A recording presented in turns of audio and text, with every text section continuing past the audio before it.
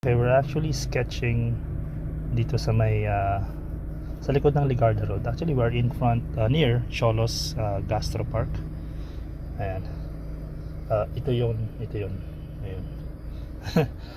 Ang main focus natin dito is ayan yung spicy restaurant. Nakalimutan ko na, hindi ko mabasa. Jaimes restaurant.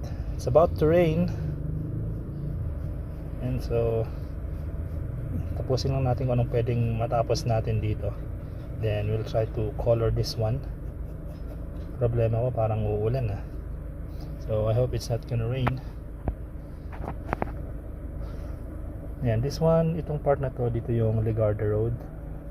Yung mural namin dito banda sa likod. Yan, sa likod nitong Jaimes. One of the things na ayaw kong gawin pero we have to put is yung mga wires.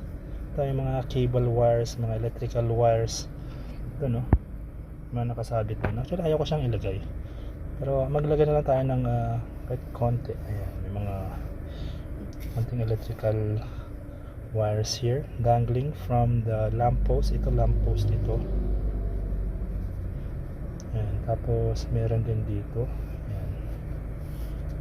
It adds up to that pagka-realize nyo in a sense na ito yung reality. May mga dangling wires all around the place. Ayan.